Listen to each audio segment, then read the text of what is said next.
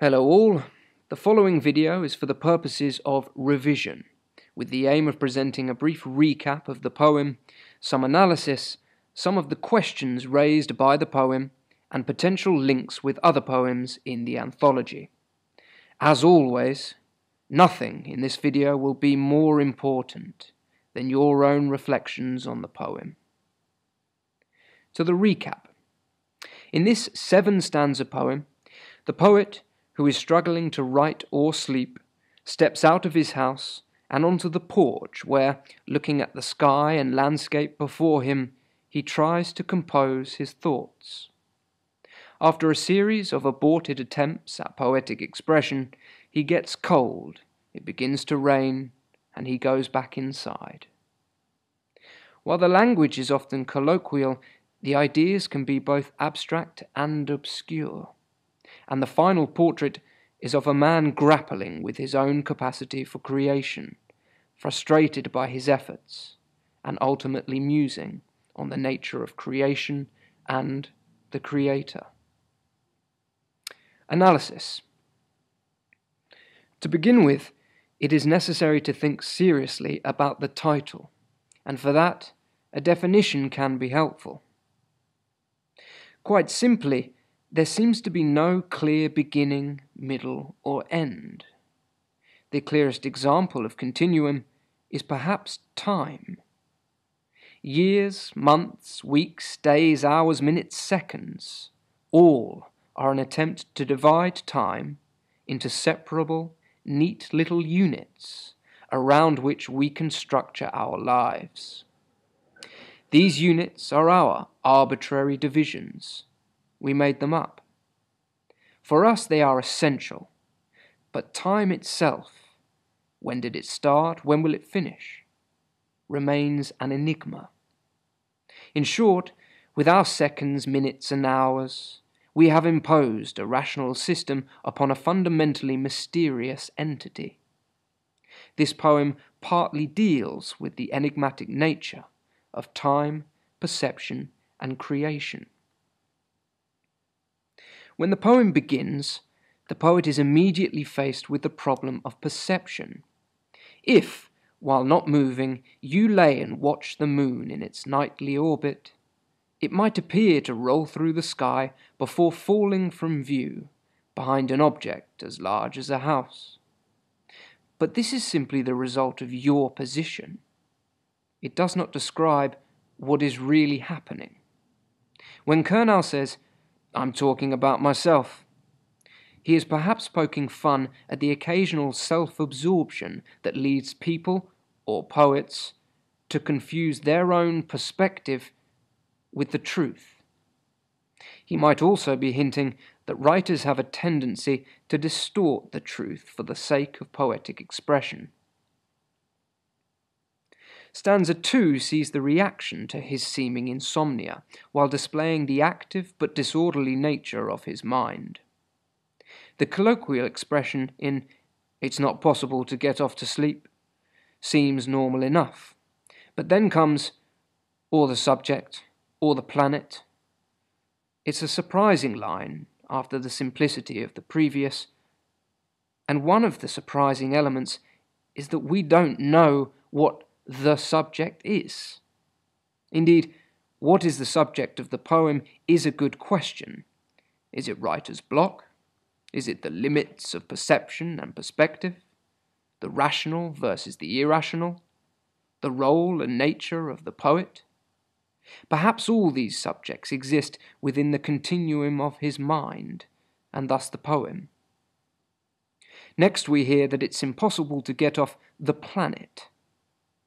There is perhaps the suggestion of being trapped or limited, both physically and mentally. Then that final element in this apparently random but continuous list, nor to think thoughts. Here it's important to distinguish between the two words. Thoughts, as abstract nouns, imply the crystallization of that complex, fluid, and fundamentally obscure process, thinking. We could argue that thoughts are to thinking what seconds and minutes are to time. But right now the author cannot achieve such divisions. He is trapped in the continuum, unable to order, structure, control, or rationalize his thinking. His response is to step outside, perhaps looking for either inspiration or liberation in nature. The colloquial expression, better barefooted out the front, is also accompanied by the rugged, alliterative B sounds and short, sharp T sounds, all combining to convey a vigorous, robust response to his insomnia. Yet the next two stanzas offer both metaphorical weight and the questioning of poetic technique. As he steps outside, he is removing himself from the sheltered, orderly domestic life of the home.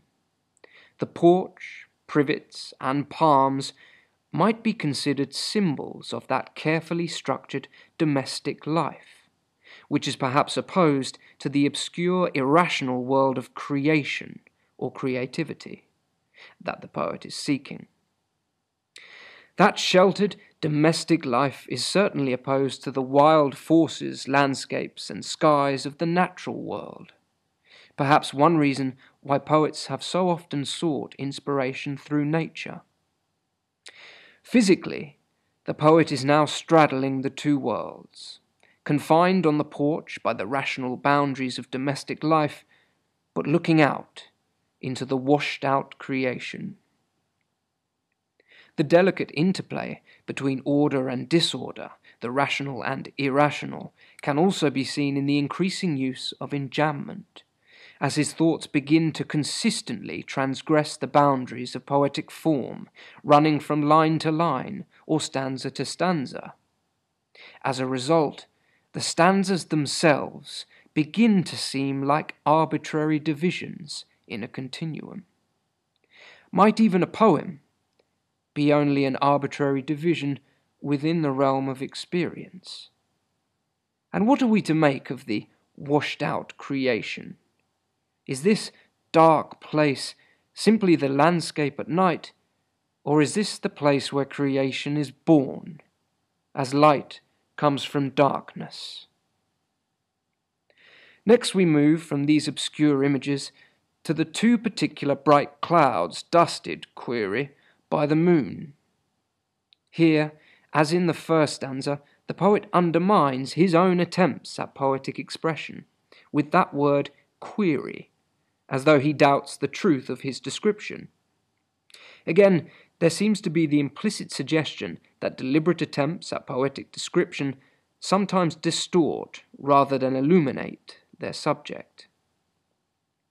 The idea of conflict between his desire to write poetry and his frustrated attempts to do so is then seen with the two clouds and his declaration that one's mine, the other's an adversary.